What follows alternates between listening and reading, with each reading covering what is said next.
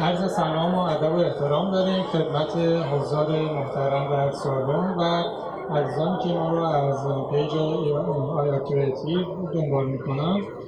همچنان از نمایشگاه 12مین نمایشگاه اینوتکس، نمایشگاه نوآوری و فناوری اینوتکس در خدمتتون هستیم.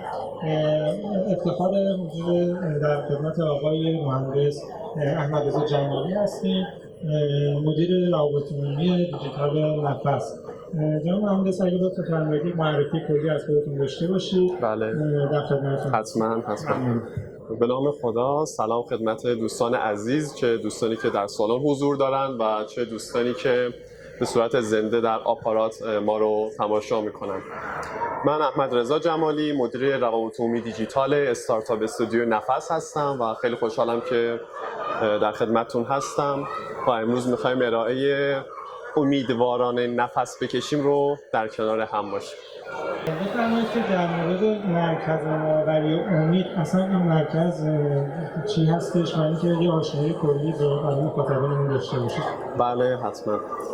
مرکز نوآوری امید زیر مجموعه سازمان حوزه هنری هست و هدف و وظیفه اصلیش هم ایجاد بسترهای لازم برای حمایت از ایده ها و محصولات صنایع خلاق و فرهنگی هست که در واقع این مرکز از چند بخش تشکیل شده.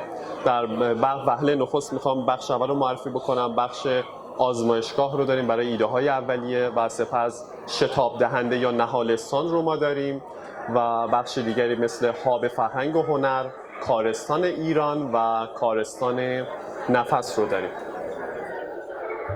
خیلی ممنونم. استارتاپ استودیو نفس اصلا چه جور استارتاپیه؟ قرار هست که توی این استارتاپ چه اتفاقاتی بیفته؟ بله، استارتاپ استودیو نفس اینجوری بگم که نفس چیه یا اون بخش دوم اسم رویداد رسیدیم امیدوارانه نفس بکشیم. نفس چیه یا ما کی هستیم؟ در واقع نفسی نوع در هوای کسب و کار هست. نفس وظیفش توسعه کسب و کارهای فرهنگی و هنری هست. بذارید اصلا با یه مقدمه شروع بکنم که سیستم ها، سازمان ها، حکومت ها خلاهایی دارن که باید پر بشه و این خلاها هستن که نیازهای سازمان رو به وجود میارن. یکی از راه‌های برطرف کردن این خلاهای سیستم ها استفاده از رویکرد نوآوری باز هست.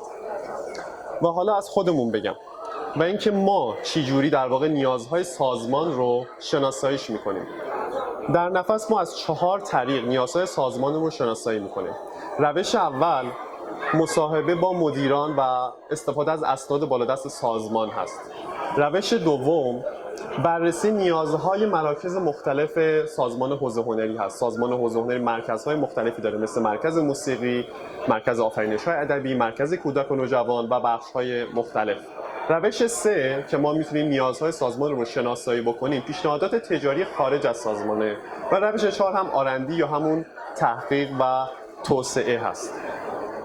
و یکم دیگه از نفس بخوام بگم، نفس سال 1400 برای در واقع پاسخ به نیازهای نوآورانه و فناورانه سازمان حوزه هنری در واقع تأسیس میشه و یکی از رویکردهایی که ما در استارتاپ استودیو نفس داریم رویکرد نوآوری باز هست و اتکا به اکوسیستم استارتاپی ایران. حالا اینکه چیکار میکنیم، چه خدماتی ارائه میدیم، در واقع ما یه زیرساختی هستیم برای توسعه ایده ها و استارتاپ ها، البته اگر در فیلد فرهنگ و هنر باشند.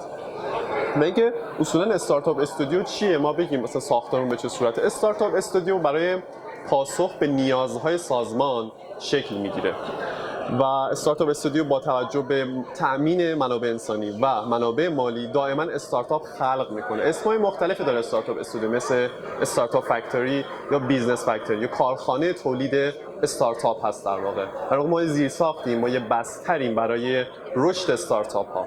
ما خدمات مختلفی در استارتاپ استودیو ارائه میدیم، مثل در اختیار فضا رو در اختیار تیم ها میذاریم و تجهیزات به تیم ها میدیم. خدماتی مثل منتورینگ، کوچینگ و مشاوره رو انجام میدیم و خدمات دیگه و سیدمانی و سرمایه برای ایده اولیه فراهم میکنیم. حالا بگم که چه استارتاپ هایی در واقع در اون مجموعه ما هستن و در اون فعالیت میکنن.